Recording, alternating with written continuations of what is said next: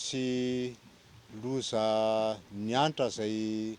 nalatsaka aina malagasy apolony maro any Soanierana Ivongo ihany koa. Ary zao maraina zao dia fantatra fa misy vata mangatsiaka na reo nitaingina an'io sambo io zany zay hita teny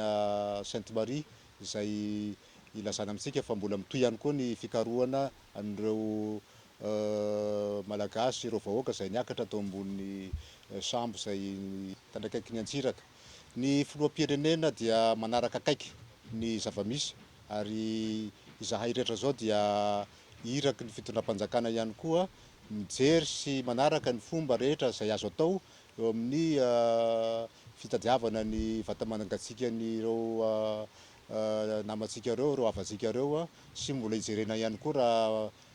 mety mbola misy ihany koa ireo velona zay mety noentin'ny ranomasina amina toerana sasany dia mbola anatin'izany fikarohana zany koa isika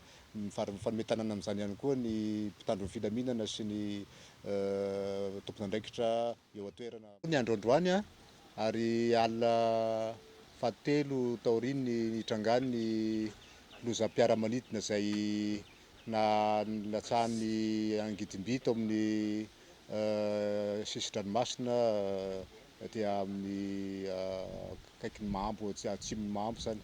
Fantatrareo tsara ny zava-misy fa misy efatra ireo niaram-boina, ka anisan'izany ny général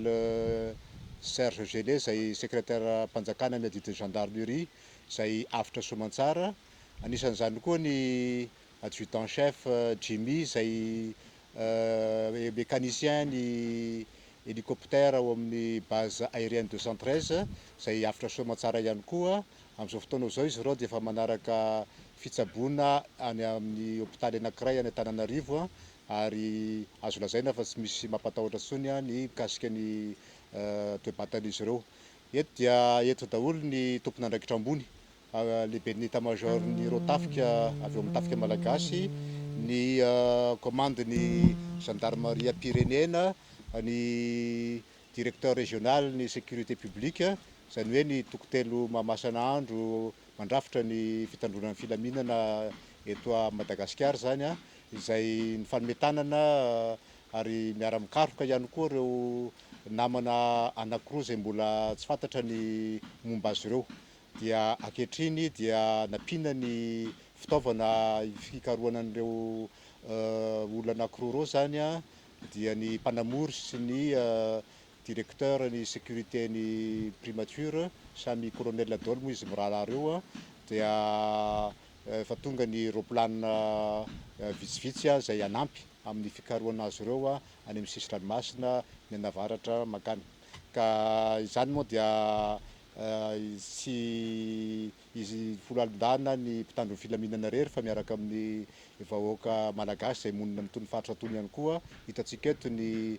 ben'ny tanànan'ny Mambo zay manatrika antsika eto koa, zay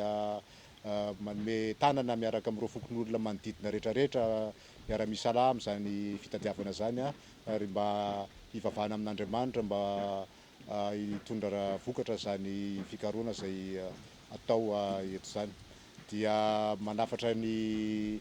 vahoaka malagasy rehetra zay monina amin'itony faritra itony mba hifanome tanana tokoa, ary manome ny vaovao zay mety ho hita, nangona vaovao menan'ny mpitandro ny filaminana hanamora ny fikarohana. Ary ihany koa mba miangavy antsika ihany koa mba miandry sy manome ny vaovao tena marina, satria indraindray dia misy ireo vaovao tsy mitombona zay aparitaka eny amin'ny tambazotra rehetra any, manjary mampalahelo ny fianakaviana, mampalahelo ihany koa ny mpitandro ny filaminana, satria zavatra tsy fantatra na sahala amin'izany dia efa aparitaka sahady.